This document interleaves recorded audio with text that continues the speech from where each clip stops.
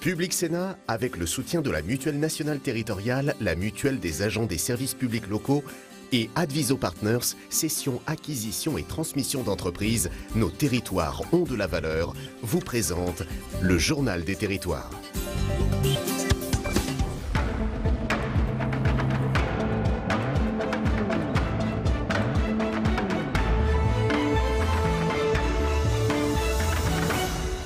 Bonjour à tous, bienvenue dans notre édition ce vendredi, édition en 3 parties. Dans un instant, le JT des territoires, puis territoire d'info avec l'invité politique en direct. Ce matin, c'est Pascal Durand, candidat sur la liste La République En Marche aux élections européennes, qui sera notre invité. Enfin, troisième partie de cette édition avec Territoire Sénat, l'actualité parlementaire. En fin d'édition, tout de suite, c'est le JT des territoires que je vous présente en liaison avec les télévisions locales et le réseau VIA. A tout de suite.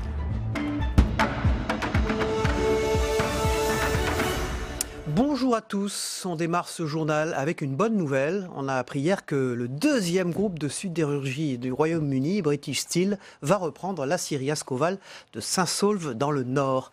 Vous allez l'entendre, les personnalités politiques et les ouvriers d'Ascoval réagissent à cette décision du tribunal de grande instance de Strasbourg. Un véritable soulagement pour les 270 salariés épuisés par 4 années de rebondissement incessant. On les écoute. Il y a juste un soulagement, c'est ce qu'on attendait, hein. C'était un dénouement dans un sens ou dans l'autre, c'était important. Maintenant on attend de voir le démarrage, on attend de voir les commandes arriver et puis on est conscient qu'il va falloir se mettre au travail, que ça va être compliqué, mais les gens là ils vont acquiescer le coup encore ce soir, là, puis après ça va repartir. C'est surtout le soulagement qui est important, quoi. On a eu des moments de doute parce qu'il y a eu des rebondissements quand même du côté Strasbourg. Donc on s'est plus inquiété, ça a créé encore un peu plus d'inquiétude, mais oui, soulagement quand même. Donc on va voir l'avenir qui va se présenter de bon augure, avec de belles perspectives. Derrière l'État et la région, on a fait, c'est vrai, notre boulot avec la communauté d'agglomération. Mais en premier, c'est la victoire des salariés. C'est vous qui avez sauvé votre outil de production. C'est pas moi, c'est pas les politiques. Nous, on n'a fait que notre devoir. Et c'est vous, les ouvriers d'Ascoval, qui avez sauvé Ascoval. On reste sur une bonne nouvelle, celle-ci est pour les habitants de la région Auvergne-Rhône-Alpes. La qualité de l'air respiré s'améliore dans cette partie de la France, selon l'Institut de mesure Atmo. L'ozone et le dioxyde d'azote restent cependant à surveiller. Les explications de Linda Badreddine de Télé Grenoble, notre partenaire. Un territoire dynamique, des axes routiers, mais aussi des conditions géographiques et météorologiques défavorables à une bonne qualité de l'air. Pour 2018, la diminution du taux de polluants primaires est notable. Malgré tout, le département de l'Isère dépasse les limites réglementaires en ce qui concerne l'ozone et le dioxyde d'azote. Le taux d'ozone est le plus mauvais élève, il est le seul à avoir augmenté, 27% de plus qu'en 2007. Une croissance qui s'explique par les périodes de forte chaleur, un enjeu pour la santé publique. Ces différents polluants sont en général au minimum des polluants irritants, c'est-à-dire qu'ils vont oxyder pour la plupart d'entre eux. Si on parle de l'ozone notamment, il va oxyder les cellules, donc produire une irritation. Cette irritation, elle peut être passagère ou bien devenir chronique, produire de l'asthme, des risques cardiovasculaires. Et pour certains autres polluants, on a carrément des composés qui peuvent être cancérigènes, puisque c'est le cas pour les particules et les hydrocarbures aromatiques polycycliques qui sont reconnus comme étant cancérigènes. Atmo a installé une de ces stations de mesure dans une école. D'un côté, des appareils quantifient le taux de particules dans l'air en temps réel. De l'autre, ils déterminent chaque jour la nature des particules. On va récupérer les particules sur des filtres. Donc l'air est aspiré par la canne du dessus, par le tube. Et les particules vont être retenues sur ces filtres-là qu'on fera après analyser. Et ça nous permettra de déterminer la nature des particules. Ici, on ne mesure pas seulement les polluants réglementés, on s'amuse aussi à jauger par exemple les proportions de pesticides, mais surtout de particules très fines comme le PM0,1. Les particules qui sont très fines vont pénétrer très profondément dans l'appareil respiratoire et vont se comporter pratiquement comme des gaz. Quand on parle de PM0,1, c'est la taille d'une bactérie. Donc ça va pénétrer très profondément dans l'appareil respiratoire et ça va pouvoir causer des risques pour notre santé. En tout cas, plus de risques donc une particule qui va être arrêtée un petit peu plus haut dans notre appareil respiratoire. Parmi les raisons qui ont permis de diminuer la pollution dans l'air, des réglementations de plus en plus strictes dans le monde industriel et le développement de nouveaux véhicules routiers. On part dans l'Essonne maintenant, où la priorité c'est de lutter contre le fléau de dépôts sauvages des ordures ménagères, qui constitue un problème très sérieux pour les communes de ce département. Le CIVOM, le syndicat intercommunal pour la valorisation des ordures ménagères de la vallée de l'Yerres et des Sénards, a mis en place un label qui favorise les bonnes pratiques des entrepreneurs qui acheminent leurs déchets dans les centres de traitement du département. Le but de ce label, c'est mieux lutter contre les dépôts sauvages. Yamina Bendaïda pour Via Grand Paris s'est rendue sur place. Pour lutter contre les dépôts sauvages en Essonne, il y a désormais un label artisan éco-responsable, initié le 9 avril dernier par le syndicat intercommunal pour la valorisation des ordures ménagères de la vallée de l'Yerres et des Sénards, le CIVOM. Ce label distingue les artisans qui acheminent bien leurs déchets dans les centres de traitement. Pour le département de l'Essonne, cette certification est la bienvenue. C'est 235 tonnes de dépôts sauvages qui sont collectés notamment sur nos espaces naturels sensibles et 400 tonnes sur les routes départementales. Donc vous imaginez, c'est du temps, c'est de la main-d'œuvre, c'est du gaspillage d'énergie et surtout d'argent public que nous pourrions utiliser à autre chose. Pour lutter contre les dépôts sauvages, le département de l'Essonne, avec la préfecture, les syndicats et autres acteurs du territoire, réfléchissent également à des sanctions judiciaires contre les entrepreneurs aux mauvaises pratiques. Il existe également une cartographie des dépôts sauvages. La politique départementale s'emploie aussi à faciliter l'accès des artisans au centre de traitement des déchets. On part pour les Caraïbes maintenant. Lancement du programme éclairage public performant dans les communes par le SMEM, le syndicat mixte d'électricité de la Martinique, et EDF. Un chantier de 73 millions d'euros qui permettra de consommer moins d'énergie, mais aussi d'effectuer des économies importantes pour les mairies. Rivière-Salée fait partie des communes qui ont déjà entamé cette transition énergétique avec l'installation de LED pour l'éclairage public. Loin Régis pour Via ATV Martinique, notre partenaire sur place. 1800 lampadaires remplacés sur les 2158 que compte la commune de Rivière-Salée. Un projet entamé depuis 2015. Les luminaires bénéficient d'une technologie récente, plus performante et surtout en adéquation avec les normes énergétiques. Ce sont des luminaires LED. Donc la puissance est supérieure à la technologie à lampe à décharge.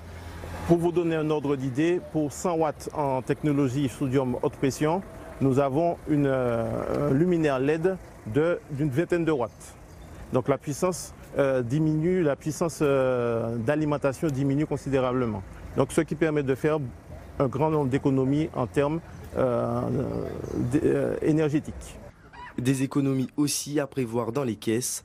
La facture pourrait diminuer de plus d'1 million d'euros pour les communes. À l'heure où l'on parle de restrictions budgétaires, la nouvelle est bien accueillie par les maires. On rencontre au niveau du budget et du côté administratif énormément de difficultés. Nous n'avons pas beaucoup de marge d'autonomie et cela va nous permettre justement de respirer, d'avoir une gestion à mon avis un peu plus saine. Le programme éclairage public performant dans les communes est lancé. Un projet financé par plusieurs partenaires qui coûtera 73 millions d'euros. EDF est à côté du SMEM pour les accompagner sur tout le volet technique et au-delà de cet accompagnement technique et expert va contribuer financièrement à hauteur de 25 millions d'euros à peu près sur le programme. La transition énergétique est en marche en Martinique. Le calendrier des opérations est connu. Elle devrait durer 4 ans. Le remplacement des 66 000 points lumineux en Martinique sera accompagné de la modernisation et l'optimisation de 1900 armoires de commande électrique. On part du côté du Mont-Blanc, un nouveau dispositif de vidéosurveillance en Haute-Savoie. 11 communes ont récemment décidé de se regrouper pour financer la mise en place de caméras. C'est le premier groupement de ce type en Haute-Savoie. Plus de détails avec Inès Guillemot de 8 Mont-Blanc, notre partenaire sur place. Du haut de leur piédestal, elles observent et enregistrent en toute discrétion les caméras de vidéosurveillance fleurissent un peu partout dans le bassin annécien et dans les Aravis, un dispositif porté par la municipalité de Menton-Saint-Bernard. Ce projet répondait à une demande d'un certain nombre de communes déjà qui avaient essayé de mettre en place la vidéoprotection sur leur territoire. Et également répondait à une demande forte des services de l'État et des forces de gendarmerie. Le premier objectif, c'était déjà la surveillance des grands axes de circulation. D'autre part, ça permet aussi pour chacune des communes qui a souhaité rajouter la vidéoprotection sur certains sites, justement de lutter contre la délinquance qui peut être de tous ordres. À Menton, 4 sites sont concernés, les axes de circulation mais aussi la plage et le port, une surveillance plutôt bien accueillie par les habitants. Ça sécurise aussi. Et puis c'est peut-être un petit frein aussi à ceux qui penseraient saccager certains lieux, quoi. Alors dans un premier temps, je dirais que ça nuit à notre liberté, mais dans un deuxième temps, vu tout ce qui se passe, les événements et tout, je trouve que c'est pas plus mal, car ça évite certainement beaucoup de bandits, de piratage et compagnie, quoi. À Faverges, la commune a vu grand, avec 12 sites sous vidéosurveillance. Coût total de l'opération, 700 000 € pour l'ensemble du dispositif. L'État prend en charge plus de la moitié. La vidéoprotection, c'est un outil au service de la sécurité dont les maires ainsi peuvent avoir l'utilisation avec leur police municipale. La gendarmerie, bien entendu, intervient en appui. C'est efficace. Ça permet de relever très vite les atteintes aux biens ou aux personnes, d'identifier les auteurs et de les convier à s'expliquer en justice. Ce que j'attendrais volontiers, c'est que d'autres collectivités songent à faire de même. En Haute-Savoie, plus de 80 communes ont déjà mis en place la vidéosurveillance. Un nouveau groupement devrait voir le jour prochainement à Saint-Joriot. Voilà, on poursuit ce JT avec la revue des unes de la presse quotidienne régionale dans un tout petit instant. À tout de suite.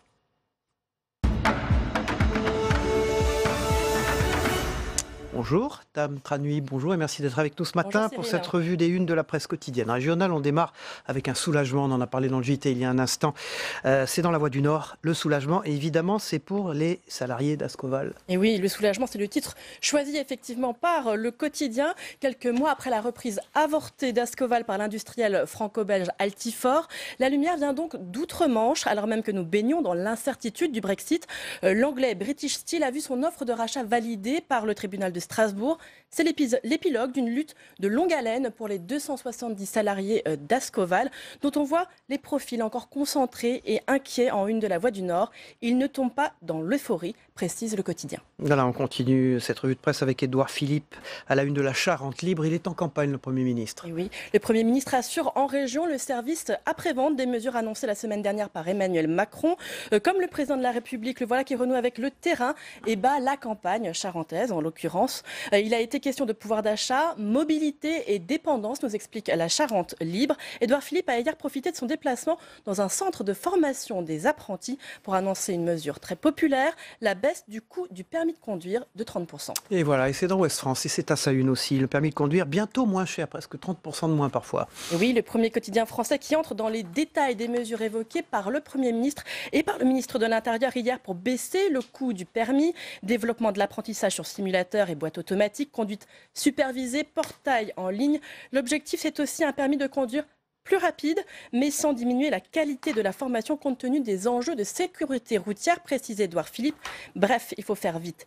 Eh bien, toutes ces dispositions seront pour partie inscrites dans la loi d'orientation des mobilités examinée dans 2 semaines à l'Assemblée nationale. Je ne sais pas si on pourra la faire à 80 km/h, mais c'est la marche arrière. C'est à la une de la dépêche du midi, la marche arrière sur les 80 km/h. Il faut dire que les 80 km/h, c'est le caillou dans la chaussure du gouvernement depuis déjà de longs mois, un sujet qui a bien crispé les relations entre le monde, notamment de la ruralité, et le gouvernement. Emmanuel Macron a promis des assouplissements, on se le rappelle, dès le début du grand débat. Et du côté de ses troupes, eh bien, ça suit déjà. Le député LREM de Haute-Garonne, Michael Nogal, propose d'aménager les sanctions en cas de petits dépassements de vitesse avec un simple rappel à la loi pour les dépassements compris entre 1 et 9 km/h. Et puis à la une du Télégramme, journal dirigé par Hubert Coudurier, souvent sur ce plateau, c'est une arnaque planétaire au placement sur Internet. Attention. Une escroquerie à 1 milliard d'euros, promesse de rendement très intéressant, faux sites bancaires, interlocuteurs formés à la manipulation mentale. Ce sont les moyens employés par un réseau international d'escroquerie en ligne. Bref, ne croyez pas ceux qui vous proposent la lune, la face cachée n'est jamais loin. Merci Tam. On va tout de suite passer au Club de la Presse dans un instant avec Thierry Dupont et Olivier Auguste. A tout de suite.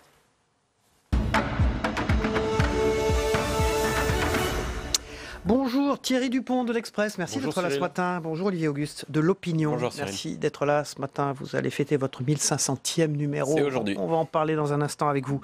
Avant tout, messieurs, je voudrais revenir sur la polémique du jour du matin qui a démarré hier soir. Ce sont les témoignages et les images réunies qui vont dans le sens d'un mouvement des manifestants qui voulaient éviter une charge de police. L'ensemble des gardes à vue dans ce dossier, sur cette intrusion, ont été levés hier soir. Bon, qu'est-ce qui s'est passé? Le ministre de l'Intérieur, il a été un peu vite en besogne.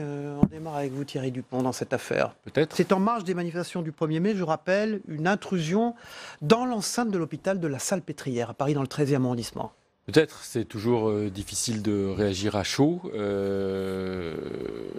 Il faudra attendre les résultats de l'enquête. Il y a une enquête qui va être menée.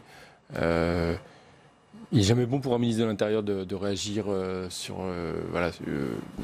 dans la foulée d'une journée assez tendue, où il y a eu beaucoup d'incidents, notamment à Paris. Peut-être aurait-il dû attendre un petit peu. Ça tombe mal pour lui, Olivier Auguste, cette affaire? Oui, c'est un petit peu précipité de toute évidence. Effectivement, après, il faut toujours être prudent, y compris avec les images vidéo. Maintenant, visiblement, parler d'une attaque était un peu excessive. Il y a néanmoins une intrusion. Il y a eu visiblement un portail qui a été enfoncé. Dans la vidéo, on voit quelques individus escalader la grille. Voilà. Surtout, donc, effectivement, difficile d'interpréter les images, mais justement, Christophe Castaner aurait peut-être dû s'astreindre à un petit peu de prudence. Depuis le début de cette crise des Gilets jaunes, il cherche un peu sa communication. Je me souviens que, je ne sais pas si vous vous souvenez, les toutes premières semaines, vers novembre-décembre, il expliquait, en gros, on a mis tous les policiers qu'on avait sur le terrain, on n'a plus de réserve, on n'a rien de plus, donc... En gros, je ne sais pas ce qu'on fera de plus s'il y a de nouveau des violences, des incendies, etc. Ce qui était quand même une stratégie assez curieuse et presque une incitation à ceux qui cherchaient la cogne et les émeutes à revenir. Bon, depuis, il a changé. Il essaye de montrer du doigt au maximum ceux qui mènent des violences dans les manifestations des Gilets jaunes. Et là, il a voulu peut-être un peu vite sauter sur l'occasion. Il aurait peut-être dû se montrer un petit peu plus prudent, effectivement. Ça rappelle l'épisode des manifestations contre les lois de travail. Vous savez, quand il y avait eu un hôpital, une façade d'hôpital qui avait été attaquée par un individu. Voilà, ça avait provoqué un émoi considérable. Donc je pense que, d'une certaine façon, le ministre de l'Intérieur s'est engouffré un peu sur le même schéma, quoi. Ouais, Agnès Buzyn était plus mesurée que Christophe Castaner. Oui, mais parce qu'encore une fois, il faut attendre, voir l'enquête. Là, on est passé d'une version et on commence à voir qu'elle n'est pas aussi évidente qu'il semblait. On voit des bribes d'images. Sur ces bribes d'images, on a plutôt le sentiment effectivement que ce sont des manifestants qui fuient la NAS qui avait été organisée par les forces de l'ordre. Il faut laisser retomber un peu. Cela étant, même si parler d'une attaque c'est peut-être excessif, c'est quand même un des problèmes des Gilets jaunes quasiment depuis le début. C'est-à-dire que tous les Gilets jaunes ne sont pas violents, c'est une évidence, mais il y a une forme de violence de la part de certains individus et qui est... Alors entre toléré et encouragé par les attitudes des autres. C'est-à-dire que quand on est présent, quand on filme, quand on applaudit, quand on rit, quand on diffuse sur les réseaux sociaux, et tout simplement quand on reste présent plutôt que de se disperser quand de la violence arrive, la présence de la foule, c'est aussi une gêne pour les forces de l'ordre pour aller interpeller les éléments qui sont effectivement les casseurs. Donc il y a une forme de complicité plus ou moins passive ou active d'une partie des Gilets jaunes, il faut bien le dire. C'est qu'en l'occurrence, je ne suis pas sûr que... Je pense que les gens n'arrivaient pas à sortir du dispositif mis en place. Mais c'est ce que nous disait Zoé Caillot sur ce plateau hier, qui était présent sur le lieu. On peut pointer aussi le rôle des réseaux sociaux dans cette affaire. Ça n'aurait jamais réagi aussi vite s'il n'y avait pas eu des vidéos prises par les gens et au fond mises sur le net. Oui, mais ça, c'est un incontournable. Voilà, il faut faire avec, y compris du côté des manifestants comme du côté des forces de l'ordre. Et la présence d'une vidéo change les comportements, toujours. Vous mettez une manifestation avec un reporter de presse écrite, son carnet et son stylo, ça ne change pas grand-chose. Vous mettez une caméra, alors qu'elle soit professionnelle, à part de l'un d'entre nous, journalistes, ou un smartphone maintenant. Et effectivement, ça provoque parfois des mises en scène. On voit bien qu'il y a des fois quelques éléments violents qui ne sont que 2 ou 3, mais qui sont entourés d'objectifs ou de smartphones. Et donc, effectivement, les comportements changent. Thierry Dupont dans l'Express. Une grande enquête, 2 ans après son élection. Qui est Emmanuel Macron? Sa personnalité intrigue, vous écrivez, son bilan déroute, et vous faites analyser tout cela par 3 intellectuels. Oui. Sur une de l'Express, on voit d'ailleurs la une. Oui, on a interrogé le philosophe Marcel Gauchet, l'économiste Daniel Cohen et puis la sociologue et politologue Dominique Schnapper. Parce qu'au fond, on se rend compte qu'on ne connaît pas bien Emmanuel Macron. Mais pourquoi, justement, la question, pourquoi on ne le connaît pas bien? D'abord parce qu'il est sorti un peu de nulle part.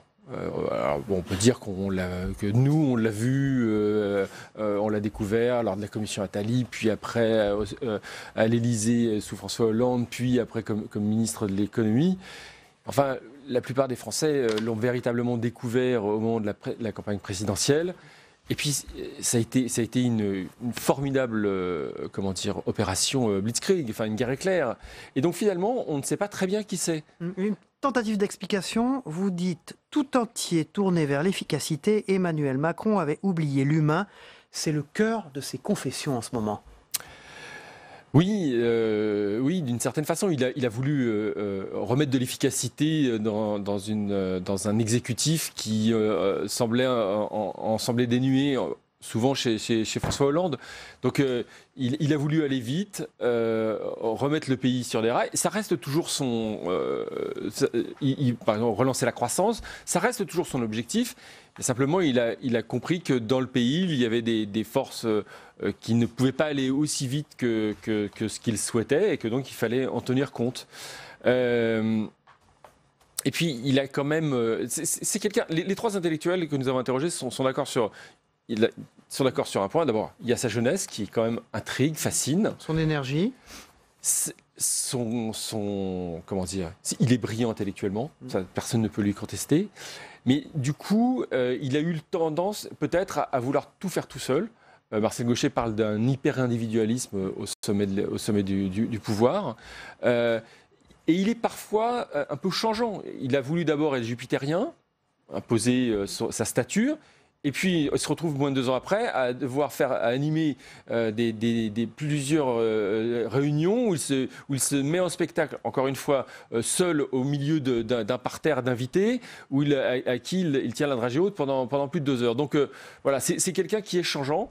Et ça n'aide pas à la compréhension du personnage. Alors, pour un des intellectuels que vous avez interrogé, donc Daniel Cohen, il reste à démontrer une vision stratégique pour le président de la République. C'est vrai, Olivier Auguste?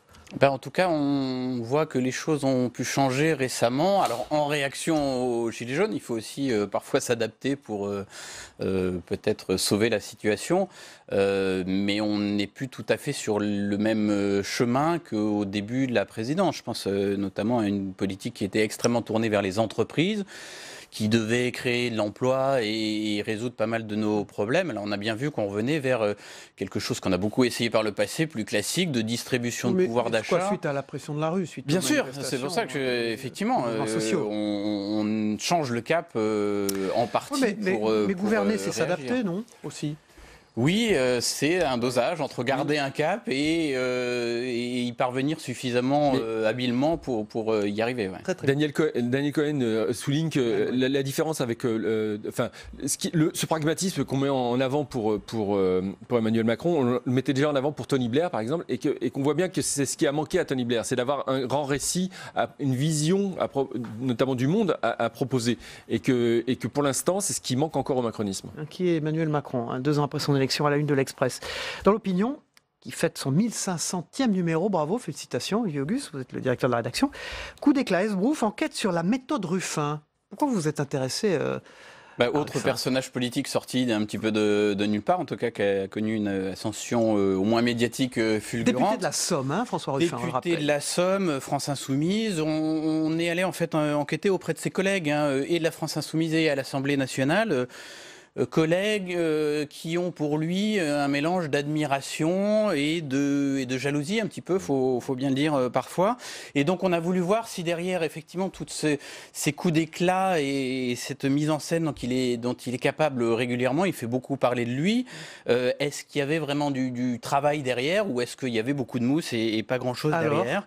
Alors nous sommes tous des personnages compliqués et parfois un peu ambigus. Il est peu présent en commission, il dépose quelques propositions de loi, mais elles sont parfois mal fabotées, un petit peu bancales, mais lui... Il revendique, il dit, moi, mon travail, c'est pas d'être en commission, je suis un tribun. C'est ça mon travail de député, c'est de bouger les choses par la parole. Il y a une autre question qui se pose, qui est celle de sa sincérité, que pose notamment le député Aurélien Pradié, député Les Républicains, qui avait, vous savez, déposé cette proposition de loi sur l'inclusion des enfants handicapés à l'école. Qui avait été renvoyé par une motion de procédure par la majorité. François Ruffin était venu un peu au secours d'Aurélien Pradié en criant à l'infamie. Et avec le recul, Aurélien Pradié dit, sur le coup, j'ai pensé qu'il était sincère et puis je me suis rendu compte qu'il y avait d'autres occasions de faire repasser ces mesures et qu'on ne l'a pas vu sur ces combats-là. Et donc, il l'accuse un petit peu de cynisme. Alors, coup d'éclat, Esbrouf enquête sur la méthode Ruffin. François Ruffin, donc le député de la Somme, à la une de l'Opinion, qui fête son 1500e numéro. Bravo. Félicitations à vous et vos équipes. Olivier Auguste, Thierry Dupont. Olivier Auguste, vous restez avec nous pour la deuxième partie tout à l'heure de l'émission. Tout de suite, c'est la météo des territoires. Le temps qu'il fait en France, vous allez voir, c'est très incertain. À tout de suite. La météo vous est présentée par l'Assemblée des départements de France.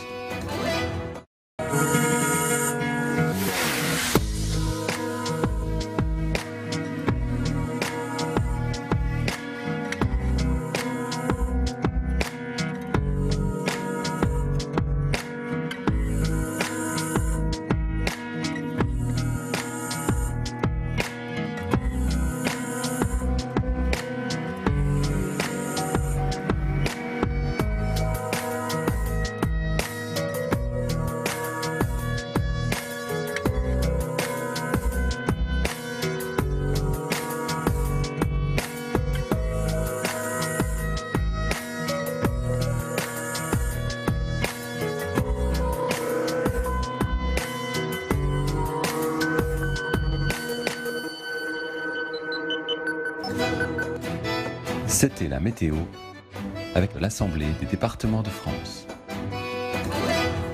Voilà, on va aller faire un tour du côté du reste du monde, ce que vous devez retenir de l'actualité du reste du monde avec TV5 Monde, les violences post-électorales au Bénin notamment, Mark Zuckerberg qui veut que Facebook adopte de nouvelles règles pour lutter contre les biais sexistes et racistes des intelligences artificielles, et puis Julian Assange qui refuse d'être extradé aux États-Unis. Le fondateur de Wikileaks comparaissait hier devant le tribunal londonien de Westminster.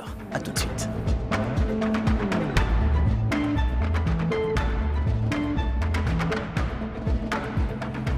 Public Sénat, avec le soutien de la Mutuelle nationale territoriale, la Mutuelle des agents des services publics locaux et Adviso Partners, cession, acquisition et transmission d'entreprises, nos territoires ont de la valeur, vous ont présenté le Journal des territoires.